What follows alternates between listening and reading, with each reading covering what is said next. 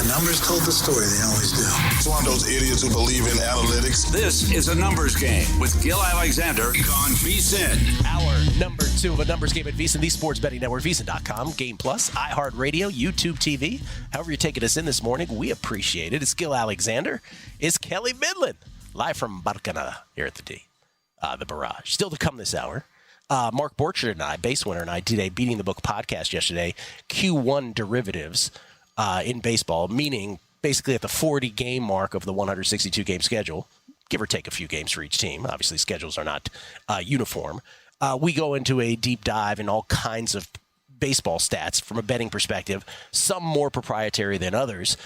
Kelley and I will do a little sort of cursory thing on it later, and I will talk about one of the things that we revealed on the podcast of a proprietary nature, because we do first 5-inning betting stats, which are not really readily available after all this time. It's very strange. Mm-hmm. You can't, they're not abundant. Right, yeah. But we'll talk about first fives here later on the show. We also did on the podcast, we also did, of course, umpires. Mark has all the historical umpire numbers, which should help you sort of take you off bets sometimes if you're leaning oppo to what those umpires' tendencies are over under. We also do first inning numbers, which you can't find anywhere else on the podcast as well. But we'll get into some of the first 5 numbers that we It's a great podcast, though. I love when you and Mark always do those. It's especially for someone like me that's, wrapped up in so much NBA and golf. I think it's a great, hey, what's been going on, too, right? What are some of the teams you should have your eye on after the first, quarter of the season? Oh, thank you for that. And baseball is so long that most people, let's face it, the average American sports fan isn't locked in necessarily on a day-to-day basis, but there are some nuggets from a betting perspective. You're like, whoa, how does that team figure out in there? So, and by the way, Mark and I have been doing those derivatives, those baseball derivative pods, as long, if not slightly longer, than we've been doing the mega pods and guessing lines. That's incredible. So that was really the one that started it all. And then obviously we'll circle back to the NBA. Jason Weingarten will join us as well. Let's talk some, before we get to Valhalla, I do have a tennis play later today in Italy. I wish I would stop making, I wish I would not make expressions. Valhalla. I know, once I said that, I couldn't unhear it. Valhalla. Yeah, I think you're stuck saying it that way. I know, I'm in trouble. I also like that they just built a golf course in Kentucky, and it's Valhalla. Yes. Right. This great Viking phrase. You're in Louisville. Let's meet the gods here in Kentucky. Come to Kentucky for our golf course. I do have a tennis play. Clay has not been kind, quite frankly. Hardcourt season was just unbelievable, 26 units up. We've given a few back during Clay season. I took a flyer today on Taylor Fritz, the number 1 American player in the world. I think he's 12th globally. He's taking on Sasha Zverev today in Italy at the Italian Open in Rome. That's a little later on, and you can get a better number than I got. I put it in overnight at VSiN.com/picks, as I always do if I have a tennis play. Taylor Fritz's Clay numbers are every bit as good, if not better, than Sasha Zverev's. But to most, Zverev has looked better in this tournament. I don't know that I necessarily agree with that either, based on competition. So I took Taylor Fritz at plus 142. You can get him at plus 158 right now, I'm seeing. So Taylor Fritz is the play as a dog today against Sasha Zverev in Italy. Real quick question for you. On the, like you said, you're starting off slow with Clay. Is it every time surface change, is it a bit of a just kind of hard reset almost to a season? Yeah, and let me clarify, I did start off slow. I mean, we're well into Clay here. We're about to be at the end of Clay. Usually Clay's pretty good. It's not as good as hard courts. But yes, to answer your question, it's always a reset. From hard courts to Clay at the end of the Sunshine Double, it's like handicapping a new sport in some ways. Yeah. That's what I was going to say. Because then it's sometimes, I would assume you're not overreacting when you switch surfaces to bad or great starts, right? No. Yeah.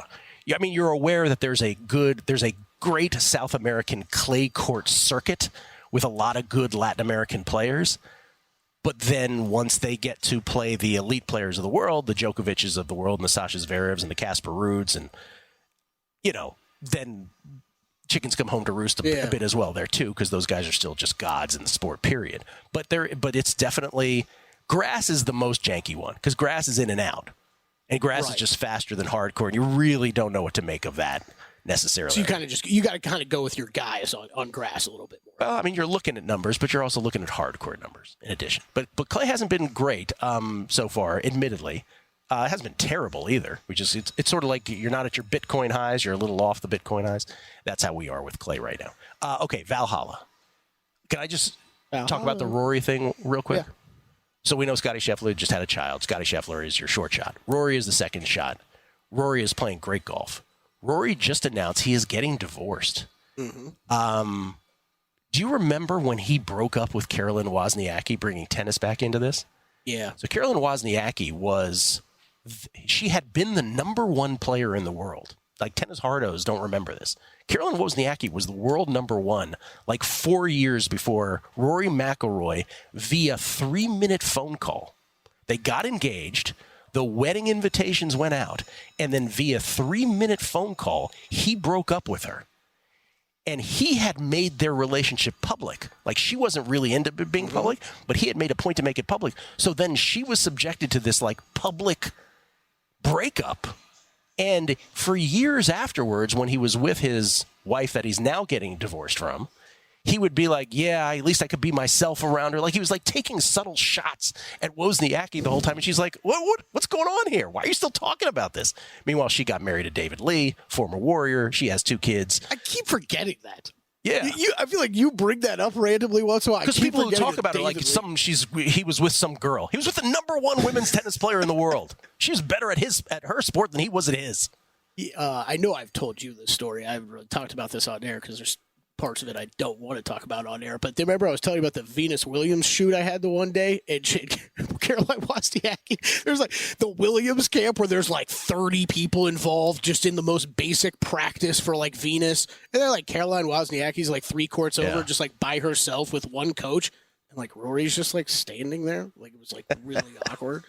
Well, so my point in all that, I guess, is to ask you, do you buy into this very you know how dudes are. They're like, wow, now he's getting divorced. He's going to be great again. You buy an idea. I don't want to buy an idea. Yeah.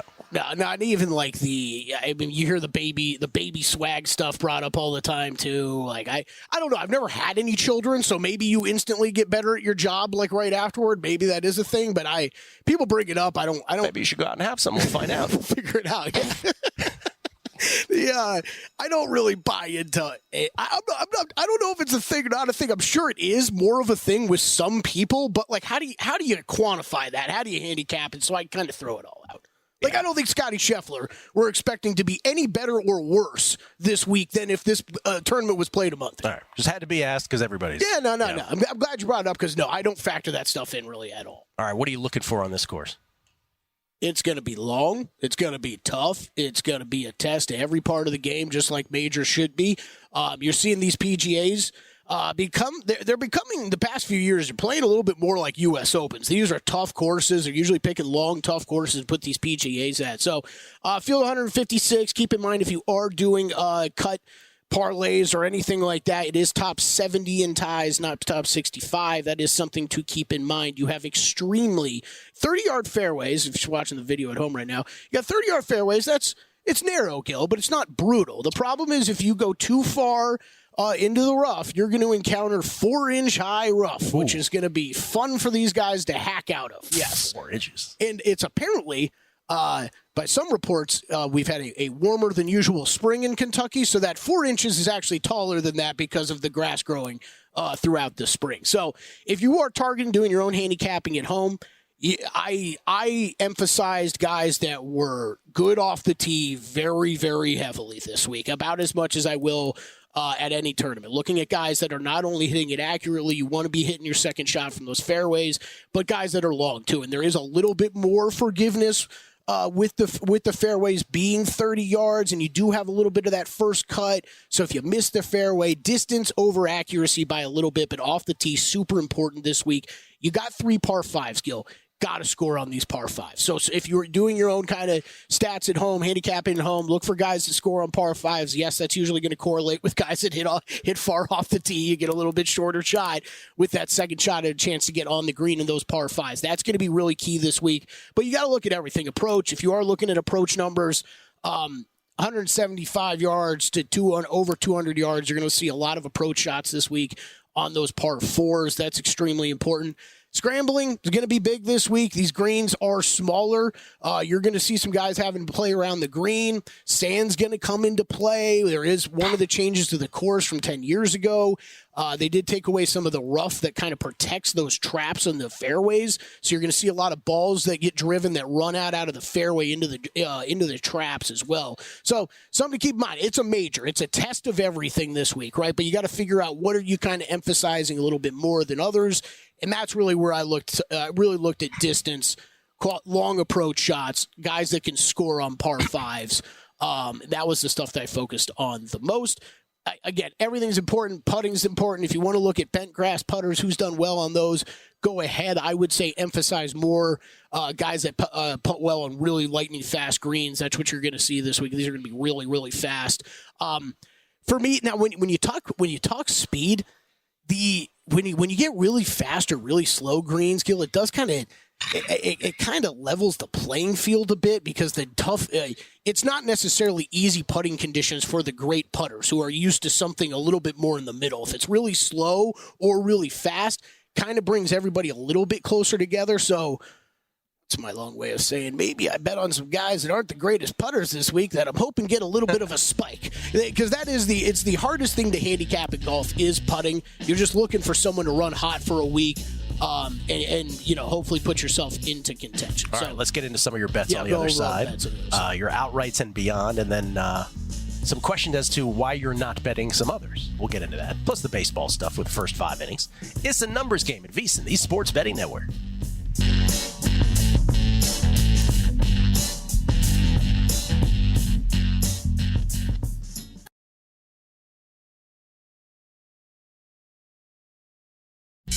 A numbers game on VSiN, the Sports Betting Network. Get an in-depth preview of the PGA Championship with VSiN's golf betting experts on the Long Shots podcast. Pardon me. It's called Long Shots. Wes Reynolds, Matt Brown, and Kelley Bydlon break down every aspect of this year's second golf major, including their best bets. Subscribe and download the podcast with a new episode out Tuesday, or check out the live airing on VSiN.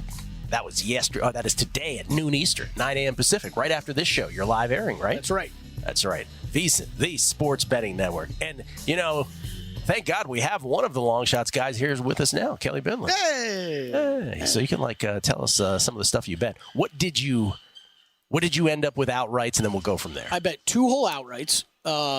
Look, I think there is a lot of win equity at the top of the board, even besides Scottie Scheffler. What Rory's done recently, tip of the cap for me to Rory, which I don't do very often. I'm not a Rory hater, but I'm not a Rory. Like, how many times have you heard me say I'm betting Rory McIlroy? It's not often. Except for that time you said he wasn't Ecky dirty. Other than that. So 2 for me, but Koepka, Rory, Scheffler, they're all coming off of wins. Koepka, you still got to figure out, okay, really, what's live mean? What do the results mean? But, man, he had a great putting week last week, too. I think he's a little scary coming into this week. So I am going very light with outrights. I know that might not be the most fun thing for golf bettors out there to hear, but that's the state of the game right now. If you're not looking at Scheffler, it's really too far. It's hard to look too far down the board. Yes, that's the squeaky wheel card, Gill. Sorry. I did play Jon Rahm at 20-1. I went into this tournament saying if they're going to give me 18 or longer on Jon Rahm, I'm betting him. He hasn't won on LIV yet, but he also hasn't finished outside the top 10 on LIV yet. So, good results. He's a guy that we talked a little bit about this yesterday. I mean, if he was still on the PGA Tour, you wouldn't be catching nearly this kind of number. So I'll take a stab at him at 20-1. The other guy he's won 3 times in the past year. He's shown he can play with these big guns. Will mention him. Wyndham Clark, I did play an outright on. You will notice on the rest of my card, I didn't go back to those guys. So I didn't really play him in any matchups, didn't really play him in any finishing position markets or anything like that. This next crop of guys, I would say, are the guys that I'm targeting for bets for these other markets and sinking more money in. Xander Schauffele, top 10, auto bet at this point, basically. It was the first bet I made, plus 150 for him to go top 10. 8 top 10s and 11 starts this year for Xander Schauffele. He has been incredibly consistent. Up until last week, I would have said second best player on the PGA Tour. You can push back with Rory now if you want. I'll still go Xander. He just doesn't win. Tony Finau is, I think, the most interesting guy on my card to myself, Gill, because he checks all the boxes this week. His scrambling's even gotten a little better, but oh my gosh, this guy's putter, he can't get it figured out. Cannot get it figured out. So when I talked last segment about I'm looking for someone to have a spike putting week, okay, Tony Finau is one of the next several guys this applies to. But if you think there's a chance Tony Finau misses the cut, right? But if he plays as well as I've got him rated out, then I'd rather take a 5-1 on a top 10 than, minus 130 on a top 40 or something like that, right? I'm going to play the variance on that. Top 20s, Benny On, Adam Scott, Keith Mitchell, everybody on this card with length off the tee and with their irons. Adam Scott, man, he keeps kind of floating around. My model's pretty high, Gill, almost tournament. Every tournament here in and here out each week. If you go back 10 years ago, he was T15 here, but I don't really think there's much to go off of there. Last 12 rounds, first in par 5 scoring, 23rd in driving distance, 26th in scrambling. He's got solid recent results, 4 top 20 finishes on the season, just been hovering under the radar. Keith Mitchell, man, I love him again this week. Last 12 rounds, 4th off the tee, 14th driving distance, 15th on approach, 9th on par 5 scoring. He is not a good around the green player or putter. He needs to have a big-time spike putting week. But top 20 at 5-1 you're giving me, I will play a long shot play on that. Played him in the top 40 market as well. Benny On, been really consistent this year. Top 20 on him at plus 230. Kurt Kitayama, I'm very interested to see where he ends up finishing because he rated out pretty high for me. Great off the tee. Can the rest of the game match, where it was at last summer where he put up some really good finishes? Played a plus 140 on a top 40 for him. Tournament matchups then, Finau over Jordan Spieth. There's just nothing I've seen from Jordan Spieth that has any confidence whatsoever in him. Patrick Cantlay, I almost did a little bit more with Patrick Cantlay. Might add a little bit more, maybe in the top 20 market on him. But right now, just a matchup play over Tyrrell Hatton. Kurt Kitayama over Denny McCarthy, and Adam Scott over Jason Day. That is my full card for now. Might be a couple top 20 ads. All right, 2 questions. Yeah. 1, Brooks Koepka just coming off a win in Singapore on the LIV Tour, his 4th LIV title. He has obviously won 4 majors, 2 of which were PGAs, if I'm not mistaken. Obviously, the PGA's different courses. No Brooks Koepka for you. Nothing. No, but I completely... look, if I wasn't betting Jon Rahm, I'd probably have Koepka on the card as an outright. Because I think you can make the same sort of case I just made for Rahm. I think you can make for Koepka. If those results were PGA Tour results, his number would be shorter than it even is. And by the way, I shortchanged Koepka 5 majors, 3 PGAs. I forgot that he won in 2023. Yeah, by the way, he's looking to make the very very exclusive list of 6-time major. Bro, 5 majors. Yeah. By the way, so he won the PGA last year. We were just talking about this off air. The Michael Block story. If you had asked me, without me looking up, like, what year did the Michael Block PGA thing happen? There is no chance I would have said last year. None. It feels like 8 years ago. Right? It does. Yeah, I'm with you. And then the only other question I have here is this, and this applies to every tournament that he enters. How, if you don't have any Scottie Scheffler, which you don't here at the beginning, at the pre-flop, how quickly into it? Is it 1 round of golf? Is it half a round of golf? Is it 1.5 rounds? What is it? How quickly into it does Scheffler have to perform well where you're like, I can't take it anymore, I'm betting Scheffler? Yeah, well, I think there's the live betting of he's performing well or if he's not performing well. Right now, you can get a longer number Correct. on. I think which both ways. I don't think are necessarily bad to bet. I think it's a good question because weather's going to be interesting to monitor. To think on Friday, a little bit more likely we're going to get rain. So it's my way of saying I think after a round is where I'd consider him. But if it does look like there's going to be rain in the forecast on Friday, I might reevaluate things. During second round is probably what during second round. Okay. Real quick, Mark Borchard, base winner, and I did a Beating the Book podcast yesterday. We do 3 of these a year, Q1, Q2, and Q3, 40-game mark, 80-game mark, 120-game mark of the Major League Baseball season. And it is a deep dive into betting stats that the purpose of which really is to figure out, okay, what's narrative? Hey, that was great. That happened the first 40 games. Oh, that happened the first 80 games. Versus what is otherwise predictive, which is what we're really looking for to try to exploit the betting market. Now, a lot of the things we talk about are widely available, and then a lot of things are more proprietary. Some of the more widely available are simply a look at, which are the best money line teams in baseball from a monetary perspective. So remember, it's a bizarro exercise where you'd bet on this team every single game that they've played already this year, whether as a favorite or as an underdog, and where you would be had you done that. And oftentimes it brings up interesting results. Right now, the number one top money-making team in baseball this year is the Washington Nationals of all team. And you're like, wait a minute, they're only 20-21. Right, but they're dogs so often that when you are cashing on them, you are doing it at a rate that ultimately when you put it all in the wash, again, bizarro exercise, nobody's bet the Nationals all 41 games, at least I hope not. You're probably doing something wrong if you are. But you'd be up 10-plus units. You'd be up 10.5 units doing that. The Guardians... That's my Guardians, Kelley. They'd be number 2. Nice win for the Guards yesterday. Yankees would be 3. Phillies would be 4. Brewers would be 5. Those teams are more the teams you would expect to be there because they're really good teams at baseball and have really good records. And even when they're favorites, they're getting through. By the way, the bottom of that, who are the biggest hemorrhagers in baseball? Again, bizarro exercise if you bet them every single game thus far this year. The Miami Marlins are by far the biggest loser for folks. You'd be down 17.35 units. By the way, if you're betting the Marlins every single game, something is wrong with you.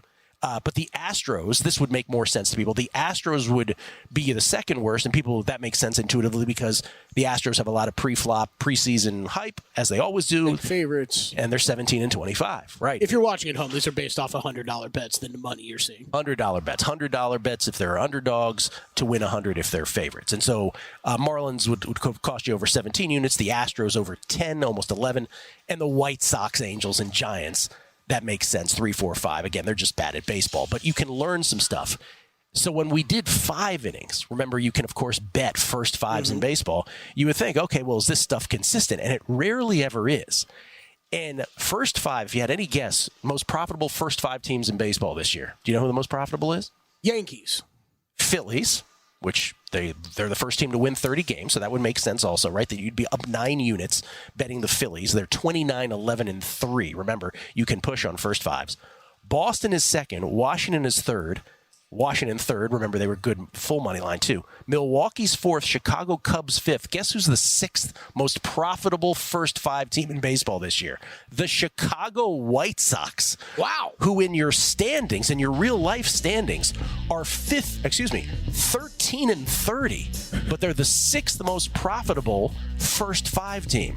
And by the way, one of your least profitable first 5 teams, the least profitable of all, the St. Louis Cardinals, 11-25-6, who aren't very good in real life, but they're a heck of a lot better at 18-24 than their first 5 stats indicate. Anyway, that's the Beating the Book podcast. Check it out.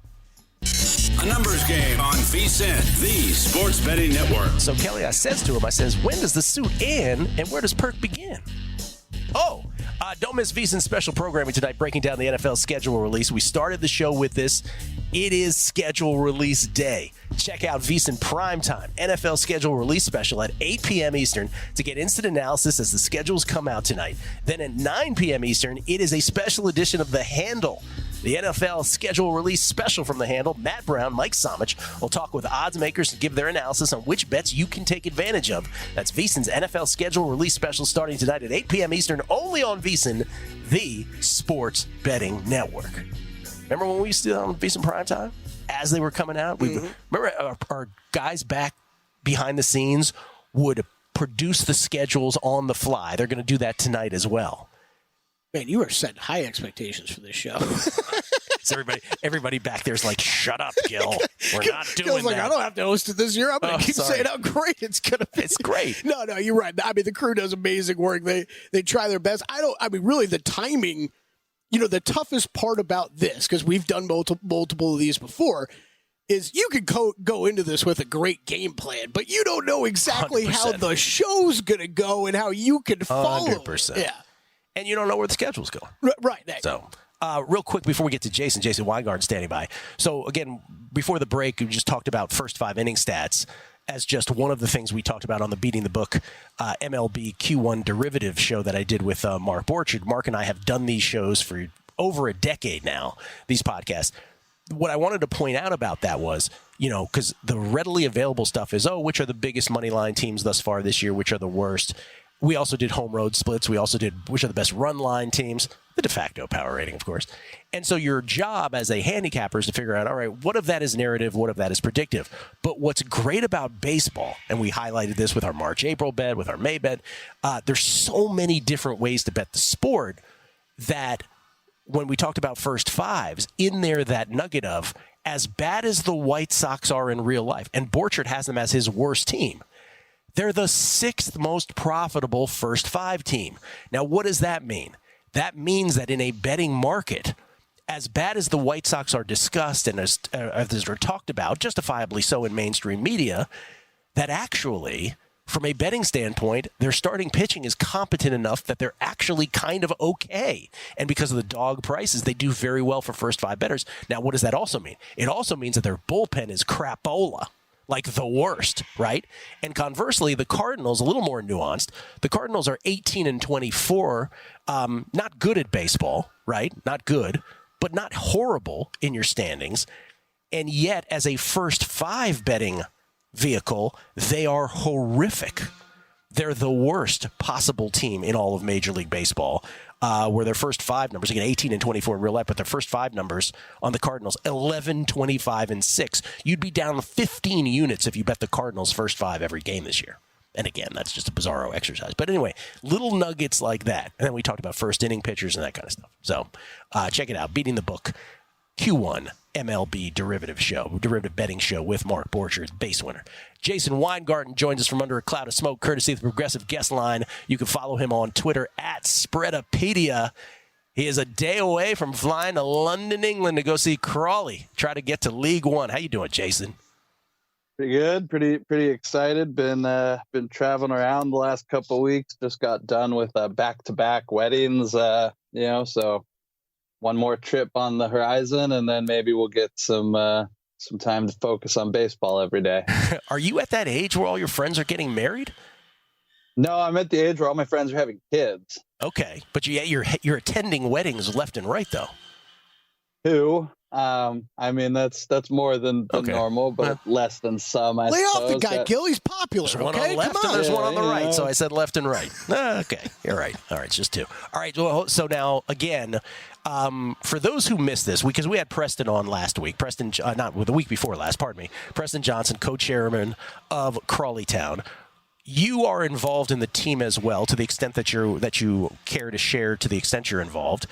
But you are headed to Wembley for the game this Sunday, Crawley versus Crew. Crawley wins, promotion from League 2 to League 1. Could you have imagined this in your wildest dreams in year number 2? Probably the day we got the team, we hoped we'd be in a situation like this, and then the reality set in of actually running and managing a minor league soccer team. And so at that point, no, I did not think we would necessarily be here this quickly. It's always a challenge, and there's always things going on, and it's very cool though. But yeah, so to be here is amazing for the players, and Scott Lindsay, the coach, who kind of took over and righted the ship, and has done a lot of great things. And it's just a really cool situation. And hopefully this is just the first step in many steps of, eventually getting higher. But, you always remember your first Super Bowl, or, the first thing is the most meaningful. So hopefully just going to get to be a part of this is going to be an experience, and we worry about everything else later. And Crawley is a favorite here, right? Yeah, that's a little scary of a thought to be the favorite all of a sudden. Obviously, winning the playoff, the two-leg playoff 8-1 probably had a bit to do with it. 9-1. 9-1. Highest margin of victory in an NFL playoff ever, by the way, which is crazy to think about. That's Crawley's aggregate score in both of the playoff games, 9-1. Crushed. Yeah. Have you let your mind drift to what is beyond this? Nope. No, you have not. Nope, not worrying about anything. Just going in, and I want to enjoy. Okay. Take in the experience. It's kind of thing. If you already go in and assume you're going to win, you're going to be disappointed. And I want to, take it. Like I said, I want to take in the experience, enjoy it all, and you never know if you're going to get to do it again. Yeah, I'm sorry I can't be there, man, but that was funny. That was one of those nopes that Jason just gave me, which is don't even let the words come out of your mouth. Just nope. I have not. Like people were texting me in the second half of the game, are you booking tickets to London? And I wanted to kill them. Yeah, I was like, immediately they scored a goal right after someone texted me. I was like, if you text me again, we're going to have problems. we're done. That's right. Well, enjoy every moment of the experience. Soak it in, man. It's going to be awesome. One of life's great experiences. We should all be so lucky. Okay, let's go to baseball. You haven't been paying attention to it. Did you bet anything today? Have you? Oh, I have been paying attention to baseball. I just, I don't get to watch a game or two every night at the moment, which I have in years past. But I'm paying attention to stuff. I obviously, I read the newspapers and kind of crawl the beat writers for info and see what's going on still. One thing I really got my eye on is the Angels. The Angels continue to just be a mess. Yep. Ron Washington went from I'm not blaming the players to I'm blaming the players to it's not a rebuilding year. Is it a rebuilding year? They don't have anything to rebuild with. So, of course, when they say it's win now, it's because, you're all going to get fired. The next GM is going to be rebuilding. Nobody who works for the Angels right now in the front office or the coaching staff is going to be involved in the next rebuild. So, of course, they're in the win now mode. But the Angels are a disaster. They're just top to bottom an absolute disaster. The Marlins, absolutely a disaster. I mean, I just want to call them losers. Like, this is what losers look like. Losers lose, winners win. We're watching losers just lose every day right now. When you watch the Marlins, you watch the Angels. Trying to think which other teams I've been incredibly disappointed in. The Rockies, by the way, they're on a six game win streak. Haven't lost in a week. What's gotten into that? I know, it's awesome. Now, Kelley and I, here's the thing. So May 1st, because it was the morning after the Guardians' March-April dramatic loss, we were going through worst, team to finish with the fewest wins in all of Major League Baseball.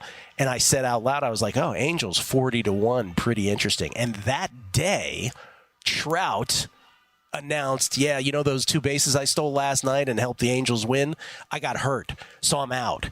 And it dropped to 30-1, and I immediately told Kelley, I'm like, I'm betting this 30-1. You bet it as well, right? Yeah. So we've got the Angels 30-1 for worst record, and we do feel kind of live. Obviously, a whole 3/4 of a season to go. Very live. Yeah. They're a disaster. They're literally, like I was saying, I read the beat writer stuff a couple days ago. They didn't have a lineup posted 15 minutes before the game. Jeez. They just don't have it together.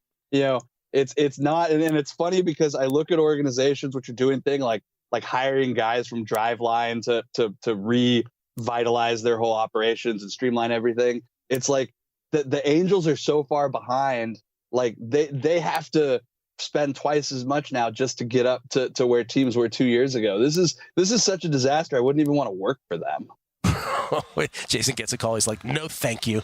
What did you bet today? No, Anything? I'm not going to work. I'm not going to work for them. I actually did bet Colorado. You're getting over 2-1. 217 is what I see right now. Probably gonna lose that. And I bet the Blue Jays Orioles under 7 for the game. 7 minus 115. Right now, the Marlins with the fewest wins at 12. White Sox 13, Rockies 14 after the 6-game win streak, and the Angels at 15, baby. We're real live. We love rooting against human achievement. Thank you, Jason. Safe flight tomorrow. Thank you. Gonna hop on over to London and jam with the Stones.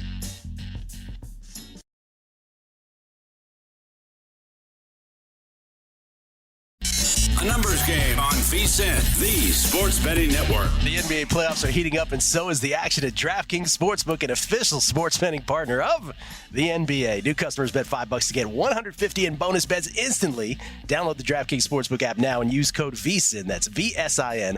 Only on DraftKings. The crown is yours. For those who missed it, I'm sure Steve Fezzik didn't miss it, by the way. Because Steve Fezzik is a movie buff, and specifically a Fast Times at Ridgemont High movie buff.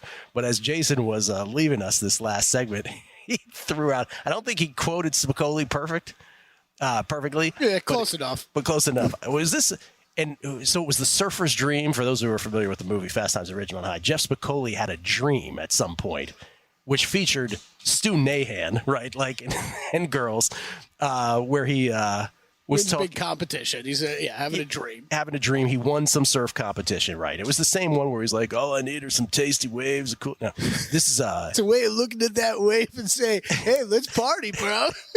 But he says in that interview, in the dream interview, he says, "Me and Mick are going to wing on over to London and jam with the Stones." And so that's what Jason was referencing. He said it on the way out. I was like, "What's that from again?" That was a good line. I don't know what it was. We get texts, we get tweets. Speaking of texts, we did get one from Steve Fezzik earlier. There's no birthday party in here. Steve, movie's so good. I haven't seen it in so long. Steve Fezzik. Gobert started the COVID epidemic. I blame him for all the world's problems. That's from Steve Fezzik. Michael Montesano. We will all now hear from the apologists for Gobert and excuses for him, LOL. But it's Joker he's guarding, LOL. Oh, yeah, you missed that part of the show, Mike. That was earlier. Lou Finicaro. Sweet Lou, Gamblu. Scotty Scheffler, round one, score 69.5, over plus 110. Lou said he took a big Italian bite of it. You like that? Over 69.5. Do I like it? Yeah. First round, haven't dug in exactly into weather yet. I haven't done my first round leader bets yet. So, I mean, I don't know. It's hard for me to say over on anything, Scotty. But Lou, I hope you win your bet. Phil Weiss, we get tweets at Beat of the Book. Phil Weiss, if JVT had as much on Wemby DPOY as we did, he would have been crying like a 2-year-old. That's the always lovely Phil Weiss. Just to follow VSiN. Oh, he's talking about Will Hill and my comment about his name of his podcast. Just to follow VSiN said, perhaps I'd have more in my account based on the results had I increased the amount of my wager on previous action. That was the original name, and then we switched to should have bet more. Yeah. Brian Schaefer. Yes, you did, Brian. What a terrible podcast that would be. You missed the whole joke earlier. That's right. No, I know. I got it earlier. Oh, all right. Brian Schaefer. Gill, I predicted the Phillies. Yes, you did, Brian Schaefer. He said, Gill, I predicted the Phillies to have most wins in the months of March, April. Now, here is my May prediction. Well, you don't get to make the May prediction on May 15th. That's not how this works. But he says the Yankees and their favorable future schedule, but I'm rooting for the Guardians. Well, thank you for that. Guardians are in 6th place right now. In the month of May. 6th place. Trust the glove. If you do not know, raising children is like being pecked to death by a duck, Kelley, he says. Not performance enhancing. Love my kids. I mean, I wasn't going to say it, but Kelley, we've already decided earlier on the show that Kelley is going to have kids and see if it improves his job performance. Brian, this is an experiment. Just an experiment. Just as an experiment. I don't think that's responsible. I'm giving them to Gill afterward. Happily take them. Brian M. Valhalla was named after some guy drank too much bourbon, wandered into a field and had a conversation. Odin, who told him, if you build it, they will come. Best listeners ever. Oh, man. Jason H11. Last I saw, the weather is coming Friday afternoon. Scotty being late Thursday, early Friday makes me think the latest I'd bet him would be early during his Friday round. There you go. Yeah. It's a little actionable weather information of Valhalla. Chance Copperpot, how dare you call me out for betting the Marlins every game? I'm not betting on them, but I'm betting them. Seen a lot of Marlins baseball this season. They are atrocious, holding my worst record plus 450 ticket. Yeah, plus 450 is where he got that. 30-1 on our Angels. Kelley, you excited? It's hard to get excited mid-May. It is. That's where, I don't know if you caught it in my eyes, but I was shocked to hear they were as bad as they were. Kelley was like, really? We're live? Because I haven't it's May, so sorry. I haven't been tracking this day by day. But yeah, I like our position of where we're at. Me and Mick are going to wing it over to London and jam with the Stones. Such a good way. By the way, Rolling Stones actually not playing in London for those scoring at home. All right, let's review the bets then. First of all, in the baloncesto tonight. Do you have anything? Okay, tonight I did make a bet. Tail at your own will. Kyrie Irving. Oh, can we talk about Kyrie for a second? Yeah, we can. Gill. What happened? Yeah. I mean, okay, at the beginning of the series, you would have said, okay, he's molded in well into the facilitator role.